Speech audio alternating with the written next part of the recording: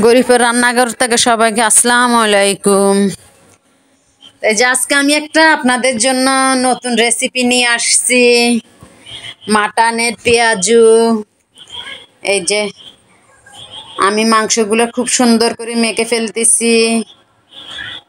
যে উপকরণগুলো তো আপনাদেরকে দেখাই দিলাম, আমি এগুলো তো সবাই জানে মোটামুটি, তারপরেও একটু বলে দেওয়া আর কি। আমার তো সাধ্য নাই আপনাদেরকে কাজ শেখানো, আমি নিজে আপনাদের থেকে ভিডিও দেখে দেখে শিখতেছি।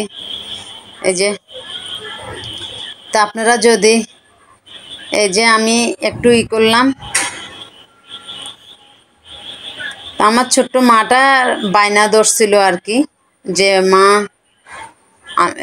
সরি আমার ছেলেটা একটু বায়না ধরছে, ও একটু মাটনের পেঁয়াজু খাবে। তো ওরে অনেক আগে আমি আরও একবার খাওয়াইছিলাম, আমার মেয়েটা বড় মেয়ে থাকতে ওরও খাওয়াইছিলাম।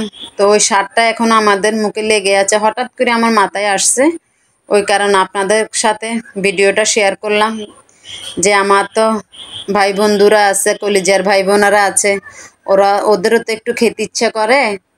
তো ভিডিওটা যেহেতু বানাইছি, ওদেরকেও একটু ছাড়ে দিই, ওরাও দেখো, খেতে ইচ্ছে হলে একটু করে খেয়ে নিবে। এত কোনো কষ্ট না বোন।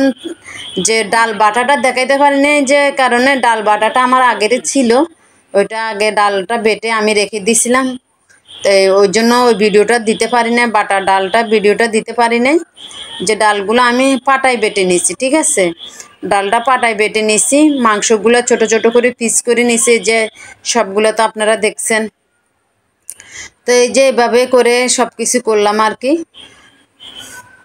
তো কি করব, বৃষ্টি পড়ে চারিদিকে, কি খাওয়া যাবে কি খাওয়া যাবে কোনো কিছু চিন্তা করে কুল পাচ্ছিলাম না, ওই জন্য এই জিনিসটা করে ফেললাম।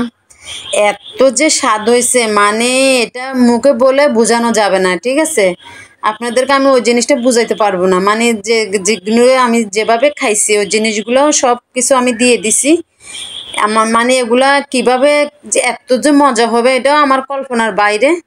এত সুস্বাদু হয়েছে যে আমি বেশি বলতেছি তা না, বেশি বলি নাই, আপনারা এইভাবে করে খাইয়ে দেখিয়ে। এত সুস্বাদু হয়েছে, এত লোভনীয় হয়েছে।